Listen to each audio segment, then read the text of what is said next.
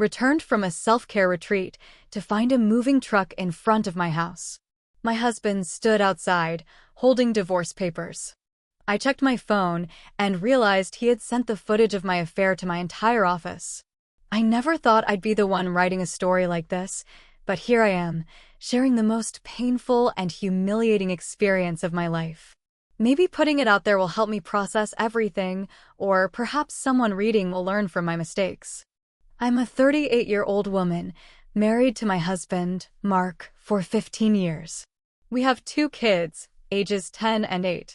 Our life together had its usual ups and downs, but I always believed we had a strong bond. Over the past year, I started feeling overwhelmed.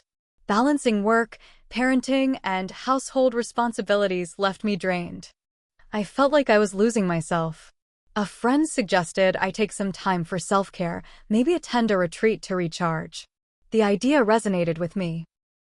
After discussing it with Mark, who was supportive, I booked a 2-week self-care retreat in Sedona, Arizona. The retreat was everything I hoped for: daily yoga sessions, meditation, nature hikes, and workshops on mindfulness. I felt rejuvenated and more in tune with myself than I had in years. I made some new friends, shared stories, and for the first time in a long while, I felt truly alive. During the retreat, I met a man named Alex. He was one of the instructors, leading our meditation sessions. There was an undeniable connection between us. It started with innocent conversations about life, spirituality, and personal growth.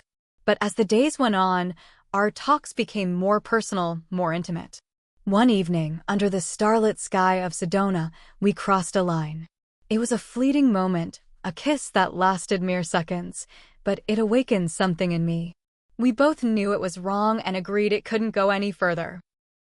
I felt guilty but rationalized it as a momentary lapse, a symptom of the emotional turmoil I'd been experiencing. I returned home, determined to put the incident behind me and focus on my family. As my flight landed and I made my way home, I noticed a moving truck parked in front of our house. My heart raced. Maybe Mark had planned a surprise renovation or bought new furniture. But as I got closer, I saw Mark standing on the porch, a solemn expression on his face, holding a stack of papers. "What's going on?" I asked, trying to keep my voice steady. He handed me the papers. "Divorce papers," he said flatly. I felt the ground shift beneath me. "Why? What happened?" Without a word, he gestured to my phone. Confused, I pulled it out and saw numerous missed calls, messages, and emails. Then I noticed an email from an unknown sender. Hesitantly, I opened it. Attached was a video of Alex and me during our brief indiscretion at the retreat. My stomach churned. The email had been sent to my entire office. Tears welled up as I looked at Mark. "I can explain." He shook his head, pain evident in his eyes. "I trusted you. Our kids trusted you." I tried to reach out, but he stepped back. "Please, just go inside and pack your things." The next hours were a blur. I packed a bag, all the while trying to process how my private moment had been recorded and disseminated. Who would do such a thing? And why? As I left our home, my kids were thankfully at a friend's house, sparing them from the immediate fallout. I checked into a nearby motel, my mind racing with questions and regret. Over the next few days, I tried to reach out to Mark, but he was unresponsive. My workplace had put me on administrative leave pending an investigation into the video. Friends and colleagues were distant, some outright hostile. Desperate for answers, I contacted the retreat center. They were unaware of any recordings and assured me they valued client confidentiality. I tried reaching Alex, but he had left the retreat shortly after I did, and his contact information was no longer valid. Feeling isolated and betrayed, I delved into the digital breadcrumbs. The email had been sent from a throwaway account, making it nearly impossible to trace. However, with some digging, I discovered that the IP address originated from our hometown. The realization hit me like a ton of bricks. Someone close to me had done this. But who? And how did they get the footage? I remembered that during the retreat, there were moments when I felt like someone was watching. At the time, I dismissed it as paranoia. But now it seemed all too real. Determined to uncover the truth, I hired a private investigator. Weeks went by with little progress until one day, the investigator came to me with findings that shattered my world even further. The footage had been uploaded from a device registered to my best friend, Sarah. Sarah and I had been inseparable since college. She was like a sister to me, always there through thick and thin. Confronting Sarah was one of the hardest things I've ever done. We met at a quiet cafe, and I presented her with the evidence. Her face turned pale, and tears streamed down her cheeks. "I didn't mean for it to go this far," she whispered. "Why, Sarah? Why would you do this to me?" I demanded, my voice shaking. She looked down, ashamed. "I was jealous. You seemed to have it all, a loving husband, beautiful kids, a great job. I felt like I was stuck in a rut, invisible. When you told me about the retreat, I saw an opportunity. I followed you, hoping to find something to level the playing field. I never expected you'd, and when I saw you with him, I acted impulsively. I thought if Mark knew, maybe he'd leave you, and you'd understand what it's like to feel abandoned." Her words cut deep. I felt a mix of anger, betrayal, and pity. "You had no right," I said, standing up. "No right to interfere in my life." She nodded, sobbing. "I know. I'm so sorry." But sorry couldn't undo the damage. My marriage was over, my reputation tarnished, and a friendship destroyed. In the aftermath, I focused on rebuilding. Therapy became a cornerstone of my healing process. I worked on mending my relationship with my children, who were understandably confused and hurt by the sudden changes. Professionally, I faced challenges regaining trust, but over time, I found a new position in a different company where I could start afresh. Reflecting on everything, I realized the importance of communication, trust, and boundaries. My actions, though brief and seemingly insignificant at the time, had far-reaching consequences. And while Sarah's betrayal was profound, it served as a harsh lesson on the complexities of human emotions and relationships. The weeks that followed were heavy. Every day felt like I was crawling through mud. The motel room I stayed in became my bubble. Small, dark, quiet. Just me, my thoughts, and a crushing silence that filled every corner. My kids stayed with Mark, and the few times I called, he didn't answer. I left voicemails, each one more desperate than the last, just asking to talk, to see the kids. Nothing. My job officially let me go 2 weeks after the video surfaced. HR said it wasn't about the affair, but it was clear the scandal made me a liability. My reputation was trashed. People whispered. Some were openly cruel. Even old friends unfriended me on social media. Like I'd caught some kind of moral disease. I thought maybe that was the worst of it. That things would slowly, eventually level out. I was wrong. About 3 weeks after everything blew up, I got a call from the retreat center. The manager, a woman named Carla, sounded upset. "Ms. Rains," she said, "we need to inform you that we received a legal request for footage from our property. Someone subpoenaed all our security recordings from the week you attended the retreat." My stomach dropped. "Who?" "Your husband's attorney." "I just thought you should know. They're digging." I thanked her and hung up, hands shaking. I had no idea what they were trying to find. There wasn't anything else, was there? That night, I barely slept. I kept replaying everything in my head. That kiss. The walk to his cabin. The 20 minutes I spent there. We didn't sleep together. We didn't even undress. But would that matter in a divorce hearing? Would they try to paint it as more than it was? Use it to take my kids from me? The next day, I called my own lawyer. I hadn't planned to fight the divorce. I figured Mark wanted out, and I couldn't really blame him. But now? Now I had to protect myself.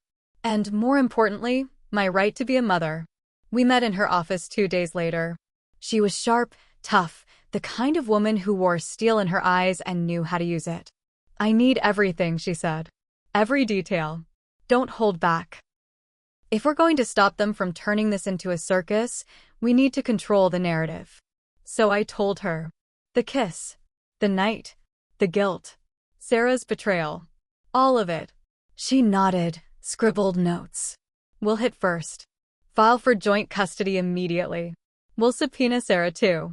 That made me pause. Do we have to involve her again? You don't have a choice, she said, not unkindly. She set this fire. She gets to answer for it. Things moved fast after that. Court filings. Depositions. Custody requests. My lawyer was a machine, but even she wasn't ready for what came next. Mark filed a restraining order. He claimed I was emotionally unstable and had a pattern of secretive behavior that could endanger the kids. He used the affair, the motel stay, the job loss, and worst of all, he included a sworn statement from Sarah. Yes, Sarah. I didn't even believe it at first. But there it was, her name signed at the bottom, saying I had been acting erratically for months, that she was worried about the children's safety, and that I had lied multiple times about my mental health. I felt sick. This wasn't just betrayal anymore. This was war. I called her. Straight to voicemail. I texted. Nothing. Then, about a week later, she showed up. At the motel. She looked different. Cold. Like someone had pulled the soul out of her and replaced it with a stone. I did what I had to do, she said before I could speak. You broke everything, and now you want to act like you're the victim. Sarah, you're lying in court. She folded her arms. You want to know something? I've been in love with Mark for years. Years. And all I ever did was watch you treat him like he was just part of the furniture. My jaw dropped. You cheated, she continued. You wrecked your home. I just made sure people saw it. It hit me all at once. She hadn't just sent that video to my office. She sent it to him. To my husband. That's how he knew. She was probably watching us through the whole retreat. I suddenly remembered the feeling I'd had, like I was being watched. You followed me, I said, horrified. You recorded us. I protected him, she said flatly. Now he's free. And then she left. I stood there for a long time, trying to process everything. How had my best friend turned into this? How had I let it all happen? The next court hearing was brutal. Mark's lawyer painted me as unstable. They brought up the kiss like it was a full-blown affair. Sarah's affidavit was the nail in the coffin, but then something shifted. My lawyer, bless her ruthless heart, had dug deeper. She found security footage from a coffee shop in Sedona. From 3 days before the retreat started. It showed Sarah, sitting in the corner with a long-lens camera, snapping photos. She wasn't even subtle about it. She had followed me before I even left for the retreat. That was enough to question her credibility. The judge agreed to a hearing to reconsider custody. But it's not over. I still don't have full access to my kids. I still have to explain to my daughter why mommy isn't home. My son won't talk to me on the phone. And Sarah? She's still in town. Still trying to see Mark. And worst of all, I think he's letting her. About 2 weeks after that last court hearing, things started shifting again, and not in a way I expected. I was trying to stay afloat. I found a small rental house about 15 minutes from our old home. It was barely furnished. My savings were draining fast, especially with legal fees piling up. I was doing freelance work just to scrape by. I miss my kids more than anything. Every time I walked past their empty bedrooms, my chest physically ached. I kept their drawings on the fridge, just so I could see some part of them every day. Then I got a message. From an unknown number. Just 2 words. Check mailbox. No name. No context. But it was enough to spike my anxiety. I threw on a hoodie and slippers and went outside. It was around 11 p.m. cold. Quiet. The neighborhood was still. Inside the metal box was a manila envelope. No writing on the outside. I brought it inside, sat on the couch, and opened it slowly. Photos. At first, I didn't understand what I was looking at. Then it hit me. It was Mark and Sarah. Together. In the backyard of our old house. My former backyard. One photo had them sitting on the patio chairs, laughing. Another, Sarah with her hand on his knee. Another, Mark leaning in close. Too close. Then one of her leaving the house early in the morning. These weren't from the last few days. These were weeks old. Judging by the clothes and weather, maybe even before the retreat. I flipped the last photo over. On the back, scribbled in pen, "You're not crazy." He's been lying too. No sender. No other note. I sat there shaking, staring at those images for hours. The betrayal was bigger than I realized. It wasn't just Sarah recording me or Mark reacting out of pain. They were playing me from the start. Together. I called my lawyer the next morning. She didn't say much, just told me to come in. She already had a plan brewing. We filed a motion to challenge the custody hearing on the grounds of conspiracy and perjury. We claimed that the testimony Sarah gave was not only false, but coordinated with my husband to manipulate the court. The twist? My lawyer sent an investigator to question some of Mark's coworkers because suddenly he was missing more work, taking odd days off. One of them, a receptionist, said she'd seen Sarah in the office. A few times. Apparently, she'd been dropping by before the retreat, months before I had any idea anything was wrong. The receptionist thought they were dating. They had a weird vibe, she said. Like they were too close. My lawyer was calm but had this fire in her voice. We're going after both of them, she said. If we prove they orchestrated this, that custody order can be overturned. But the court system is slow. While we waited for hearings and documents and subpoenas, things on the outside kept unraveling. Then came the worst part. My son's teacher called. She told me he had been acting withdrawn in class, not eating, not speaking much. He had a small breakdown during a math quiz and cried, saying he just wanted Mom to come back. That broke me. I'd been trying so hard not to show emotion when I talked to them. Trying to be strong. I knew I had to see them. So I did something I hadn't done since the whole thing started. I texted Mark. We need to talk. Not about the case. About the kids. He replied 5 hours later. Fine. Tomorrow. 4 p.m. At the house. It took everything in me to walk up those steps again. Mark opened the door. He looked tired. Not angry, just hollow. We sat at the dining table. He poured coffee. For a second, it felt like any other random day from our past life. I waited. Then I asked, straight out, "Are you with her?" His eyes didn't move. He stared at his coffee, then nodded once. "I didn't plan it," he said. "It just happened." "No," I said quietly. "She planned it. You just let her." He didn't answer. I reached into my bag and slid the envelope across the table. "Someone gave me these. She's been lying to you too." He looked at them for a long time. That's when he told me something that made everything worse. He didn't see the video first. That wasn't the first time he knew. Sarah told him. 2 days before I came back from Sedona. She said she had proof, he told me. I told her I didn't want to see it. I didn't believe her. But she kept pushing. I only watched the video because she wouldn't stop. I sat back. My mouth went dry. So he knew before the video. He chose to watch it. And then, with her, chose to send it to my office. He looked up at me then. "You hurt me," he said. But I don't know if what I did was better. We didn't say much after that. But that conversation made one thing clear. He wasn't just a hurt husband reacting to betrayal. He participated in destroying my life while pretending to be the victim.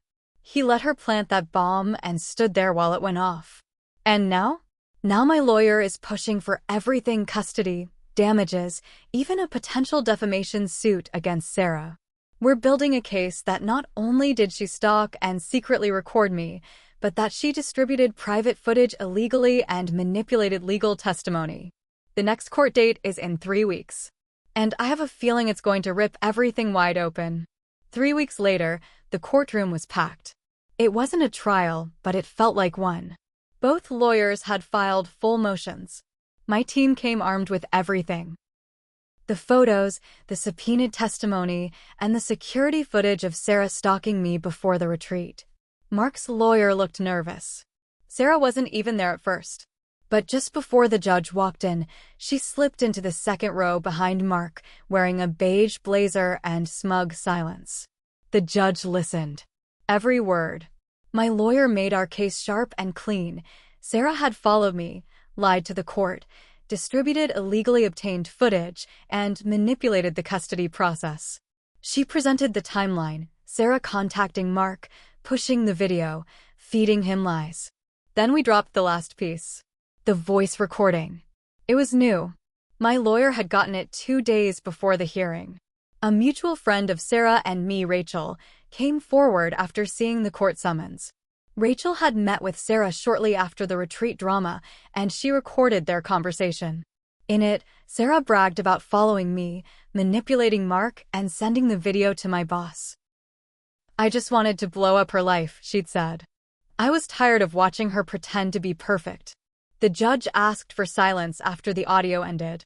Mark sat frozen, eyes locked on Sarah, who had gone pale. She looked cornered, like the weight of everything finally caught up with her. The judge didn't make a ruling on custody that day, but he gave a strong warning about perjury and the consequences of manipulating evidence. He scheduled a full evidentiary hearing. And most importantly, he suspended the current custody arrangement, granting me shared custody effective immediately. I walked out of that courtroom with shaking legs. Not because I was afraid, but because I finally felt like I could breathe again. Mark followed me outside. He looked wrecked. His tie was crooked, his hands deep in his pockets. "I didn't know," he said, voice low. "About the recording. About what she was doing behind my back. I really didn't." I didn't reply. He stepped closer. "I'm sorry I believed her. I'm sorry I let her turn me into someone I'm not." I stared at him. "You did know," I said quietly. "Maybe not all of it, but enough. You watched that video. You used it." His eyes filled with tears.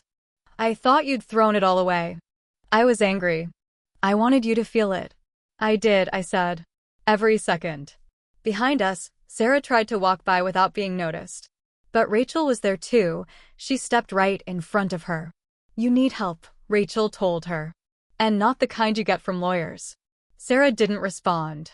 She looked empty. She walked away without another word. I didn't feel angry watching her leave.